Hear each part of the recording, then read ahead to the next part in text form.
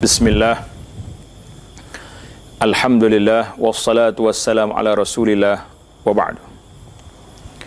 Petikan daripada kitab Nihayatul Alam, berakhirnya dunia ini, iaitulah tentang tanda-tanda kiamat.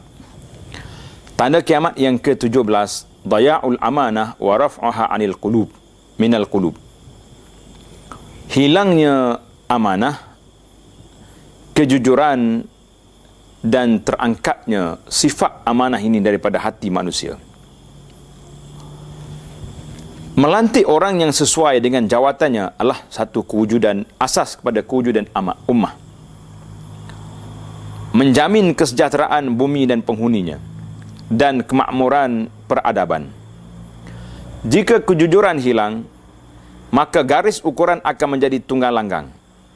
Hati manusia akan rosak dan orang yang tidak berkelayakan akan dilantik menjadi pemimpin, menyebabkan huru-hara.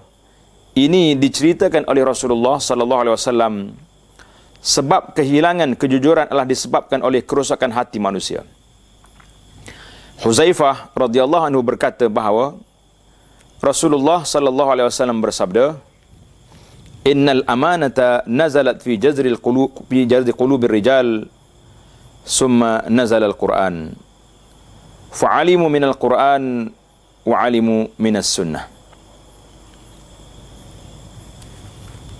Amanah terpelihara di lubuk hati manusia. Kemudian Al-Quran telah diturunkan, lalu mereka belajar dari Al-Quran dan dari sunnah Nabi sallallahu alaihi wasallam. Kemudian baginda memberitahu kami tentang kehilangannya dengan sabdanya, seorang itu tidur sekali tidur, lalu diambillah amanah itu dari dalam hatinya, kemudian tertinggallah bekasnya seperti bekas yang ringan saja. Ada kesan, titik. Kemudian ia tertidur pula, lalu diambillah amanah itu dari dalam hatinya, maka tinggallah bekasnya seperti lepuh di tangan, yang menggelembung di tangan dari bekas bekerja berat, seperti menggunakan kapok atau cangkul. Seperti bara api yang kau gilingkan dengan kaki kamu, kemudian menggelembunglah ia dan engkau melihat ia meninggi padahal tidak ada apa-apa. Jadi naik di kulit kita tu. Maknanya kesannya terlalu sikit. Kemudian baginda sallallahu alaihi wasallam mengambil beberapa biji batu kecil dan menggeleknya di atas kaki baginda lalu bersabda, orang ramai akan berjual beli satu dengan yang lain, tetapi hampir tidak ada orang yang jujur di antara mereka. Subhanallah. Kalau kita beli barang hari ni, tanya tuan kedai, bagus ke barang ni? Oh, bagus, garanti, baik punya. Kadang-kadang kawan sendiri pun nak jual kereta, baik ni. Oi, isi minyak aja. Isi minyak berjalan, tak ada sampai ke rumah. Panggil kereta, tarik dah. Ini amanah hilang. Sampai dikatakan orang bahawasanya di kalangan Bani Fulan, di kampung yang tertentu, terdapat seorang yang jujur. Dan orang itu akan dikagumi kerana kuasanya, budi pekertinya dan kebijaksananya, tetapi tidak akan ada walaupun hanya seberat timbangan biji sawi keimanan dalam hatinya.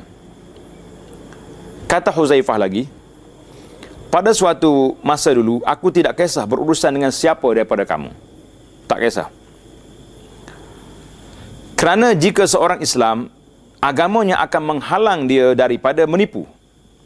Dan jika dia seorang Kristian ataupun Yahudi, pemerintah Islamnya akan menghalang dia daripada menipu. Tetapi hari ini aku tak dapat berurusan berjual beli kecuali dengan si fulan dan si fulan. Hadis ini panjang, telah diriwayatkan oleh muttafaqun alaih. Ini cerita Huzaifah, realiti yang berlaku di zaman dia. Jika hati sebahagian besar manusia telah rosak, orang yang tidak berkelayakan menjadi pemimpin dan kejujuran telah hilang, maka kiamat sudah hampir. Dari Abu Hurairah radhiyallahu anhu, pada suatu hari ketika Nabi sallallahu alaihi wasallam sedang berbicara dengan orang ramai, memberi ceramah atau kuliah, tiba-tiba datang seorang Arab Badui menanyakan kepada baginda, bilakah datangnya kiamat? Mata sa'ah. Bila ke kiamat? Nabi SAW tidak menjawab, tetapi baginda meneruskan kuliahnya dengan orang ramai.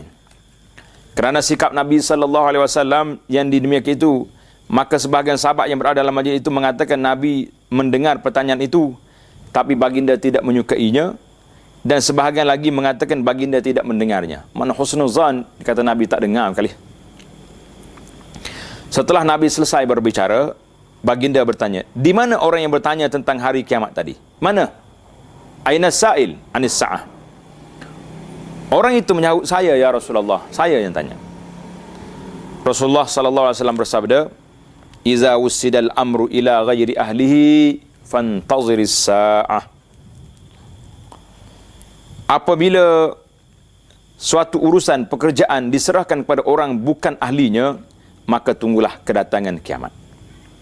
Hadis ini riwayat Imam Bukhari. Ada ulama menafsirkan kiamat as-sa'ah di sini iaitulah hampir berlaku kiamat yang besar. Ada juga yang mengatakan as-sa'ah di sini sa'atul halak, maknanya tunggulah kebinasaan. Hari ini realiti kita lihat. Orang yang dapat jawatan besar-besar, lebih-lebih lagi jawatan dalam politik. Kadang-kadang orang tak mengaji mana pun, tak cerdik sangat.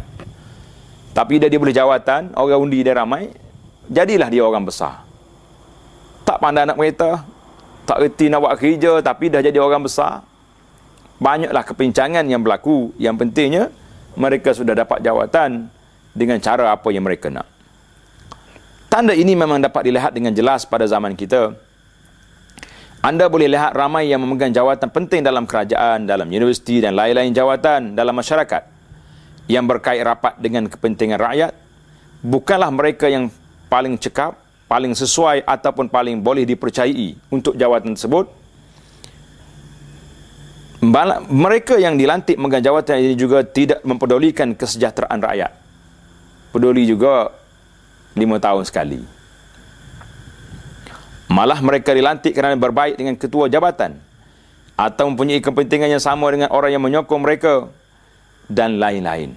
Naik kerana bodek, naik kerana fulus, naik kerana menipu. Maka Rasulullah sallallahu alaihi wasallam telah berkata benar bila baginda bersabda, "Iza wussidal amru ila ghairi ahdihi fantaziris sa'ah." Apabila urusan pekerjaan itu diserahkan kepada bukan ahlinya, maka tunggulah sa'atul halak, saat kebinasaan, ataupun tunggulah tempoh kiamat sudah hampir. InsyaAllah kita lihat hari ini realiti yang berlaku.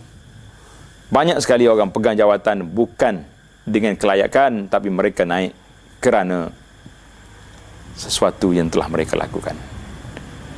Kita berdoa kepada Allah SWT, semoga Allah Ta'ala selamatkan kita daripada golongan yang tersebut.